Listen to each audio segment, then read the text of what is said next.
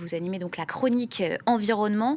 Nous sommes à un mois exactement de l'ouverture de la COP 28 et tout le monde multiplie les déclarations. Le secrétaire général de l'ONU qui ne cesse, lui, d'alerter sur l'importance d'agir. Il a choisi de livrer son message en se mettant en scène face à l'Himalaya. Racontez-nous. Oui, Antonio Guterres a débuté hier une visite de 4 jours au Népal, pays dont les glaciers fondent 2 fois plus vite ces 10 dernières années que la décennie précédente. C'est dire si le dérèglement climatique s'accélère.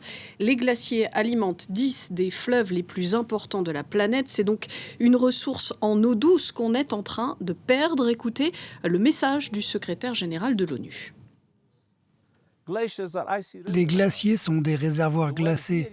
Ceux de l'Himalaya fournissent de l'eau douce à plus d'1 milliard de personnes. Lorsqu'ils rétrécissent, le débit des rivières diminue également. À l'avenir, les grands fleuves himalayens tels que l'Indus, le Gange ou le Brahmapoutre pourraient voir leur débit considérablement réduit. Combiné à l'intrusion d'eau salée, ce phénomène décimerait les deltas.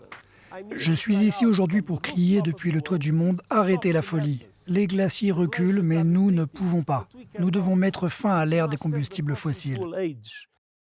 Le monde doit sortir des énergies fossiles. Le message est à destination du monde, mais aussi sans doute, Nina, du président de la COP 28, Sultan Al-Jaber. Le PDG de la compagnie pétrolière émirati est très contesté à ce poste de président de la COP parce que depuis qu'il a été nommé, il parle de réduction des émissions liées aux énergies fossiles, mais pas de réduction du recours aux énergies fossiles. Vous voyez la différence.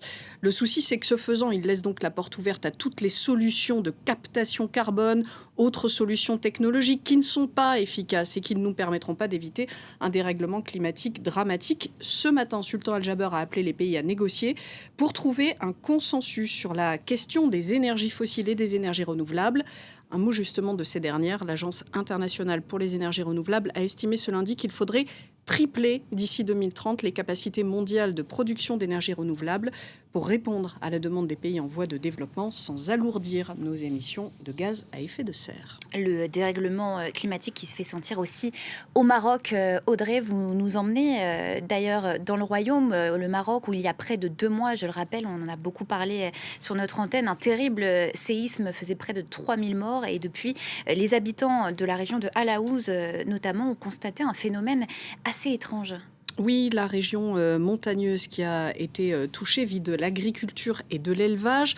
Alors, quand ils ont vu, après le séisme, apparaître des sources d'eau, ils y ont vu un miracle, une sorte de faible compensation du drame qu'ils avaient vécu. Mais vous allez le voir avec ce reportage de notre correspondant Jean-Marie Lemaire, le phénomène est tout à fait explicable. Au cœur des montagnes de l'Atlas, dans la province d'Al-Haouz, les stigmates de l'important séisme du 8 septembre sont encore bien visibles. Aucun douar de la région n'a été épargné par la catastrophe.